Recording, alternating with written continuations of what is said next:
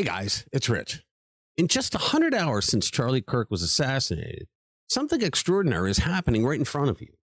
Lifelong Democrats, in what looks like it could add up to millions, are renouncing their own party in disgust. Not switching sides quietly and not drifting away, but proudly, loudly walking out the door for good.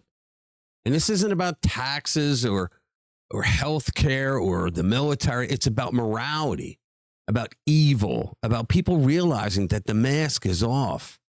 And when you see the evidence stacking up, you'll know something historic is unfolding.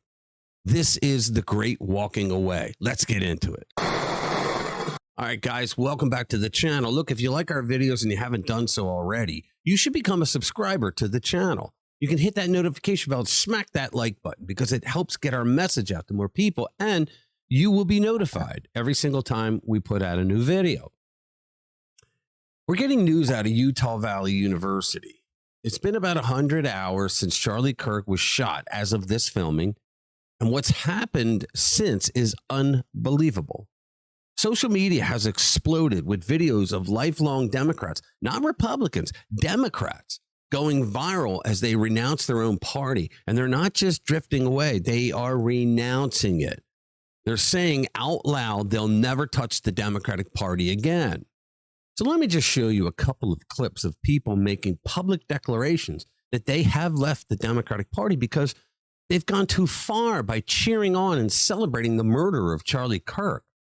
All right, give it a watch. I've officially left the Democratic Party a few days ago, and I haven't made a video about it. Really haven't told anybody besides my brother about it. And the reason I did it was because I cannot be linked and affiliated with a party that has members in it that would do exactly what happened to Charlie Kirk. Here's a guy who refers to himself as an old school Democrat. Hey guys, no half-ass gardening tips for you today. This is just a public message, I guess. I was an old school Democrat. I will never vote a fucking Democrat ever. I was a Purple Party independent. You lost me. I'm all red now. When you celebrate and rejoice in the murder and assassination of someone who just was giving.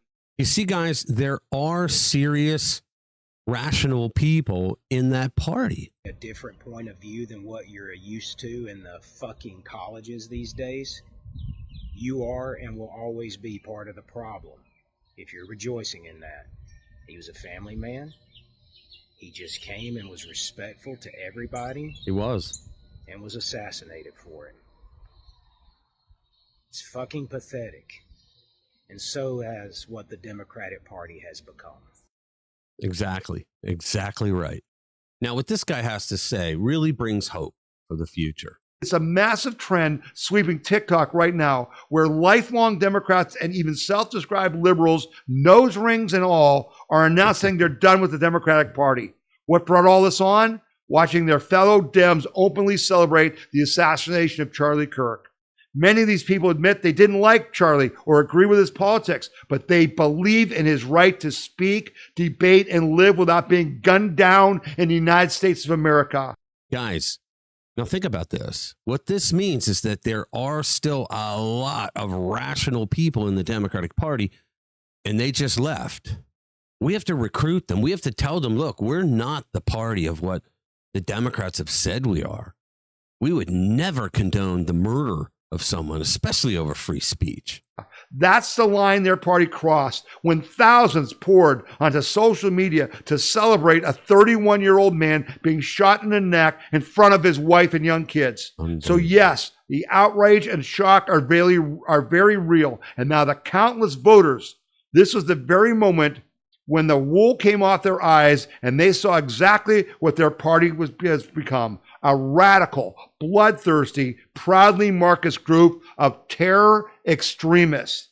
There are literally tens of thousands of these videos. We pulled together the ones we felt were most powerful. Honestly, we encourage you to watch as many as you can, because seeing these people finally open their eyes is exactly what Charlie worked for in life and now is accomplishing in death, to open hearts and minds. Even hardcore liberals are horrified, with many saying they're proudly praying for Charlie's family. Most of the Dem voters speaking out on TikTok are declaring they're done. They simply can't align themselves with a party that celebrates murder and death. Many Democrats see the assassination of Charlie Kirk as the death of free speech itself. It is. They are now realizing that the party they supported doesn't actually believe in free speech at all. They don't. It's been an eye-opening moment. They believe in censorship. The guy that was on the microphone talking to Charlie Kirk when he was murdered, when he was assassinated, when he was martyred, was actually trying to tell Charlie Kirk that the left was more peaceful and less violent, and that the violence was coming from the right when Charlie Kirk was shot. You know, guys, when people who have spent decades in that party suddenly start calling it evil, you know something historic is happening. Watch enough of these clips and the pattern jumps out again and again. People admit they were blindsided by just how demonic, how barbaric the modern left has become. The online celebrations after Kirk's murder didn't just horrify conservatives, they horrified Democrats. They were stunned, disgusted, and sick to their stomachs. Many confess they've never imagined that their side could sink this low. And now they're leaving by the tens of thousands. You know that's going to snowball. As my friend Brandon Strock said, this isn't a passing doubt. It's the great walking away. And here's the thing. It's not about policy. It's not about healthcare, taxes, abortion, or even the jab. It's moral disgust. One former Democrat flatly admitted, the lack of empathy is utterly disgusting. We are the worst. We Democrats are the bad guys. And that's not a conservative talking. That's a Democrat calling her own side the bad guys. Then she renounced the party for good. Well, good for her. And it's spreading.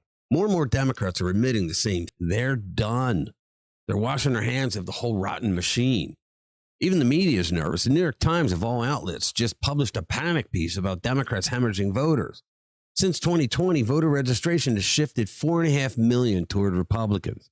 That's millions of people who have already walked away, and millions more who didn't even bother to show up in 2024. Guys, what we're watching is a collapse.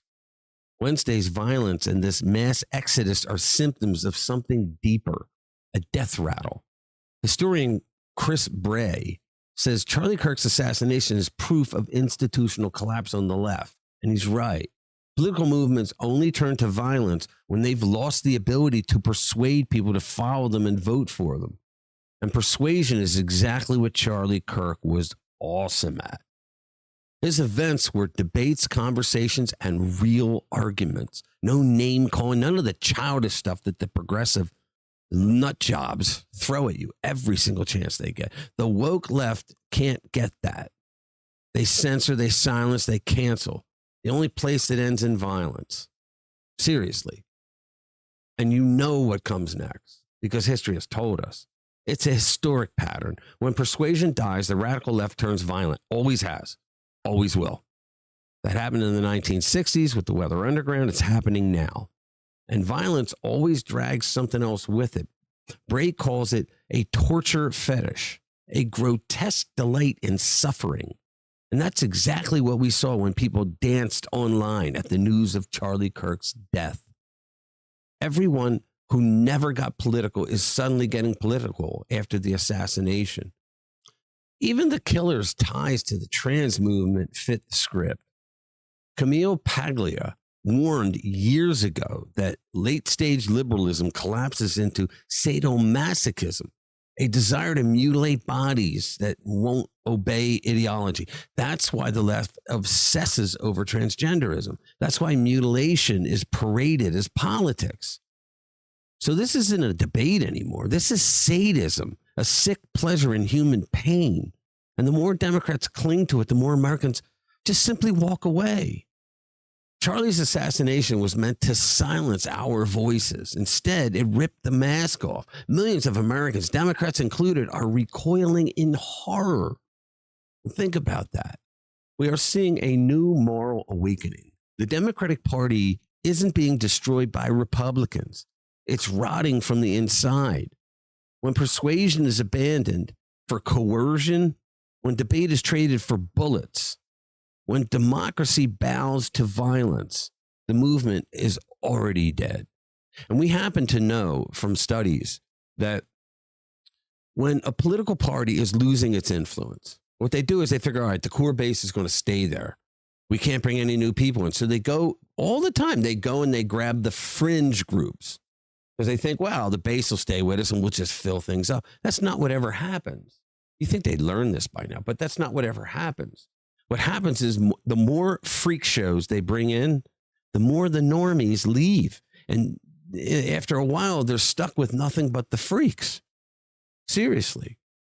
Charlie's voice was silenced, but in that silence, millions have finally heard the truth.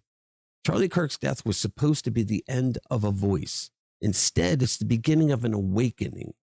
Americans are seeing the rot for what it is, and they're leaving it behind. That's a bright future if they don't have these people around, because when people reject hate and violence, they don't just change parties, they change the country. All right, thank you for watching. I'll see you in the next one.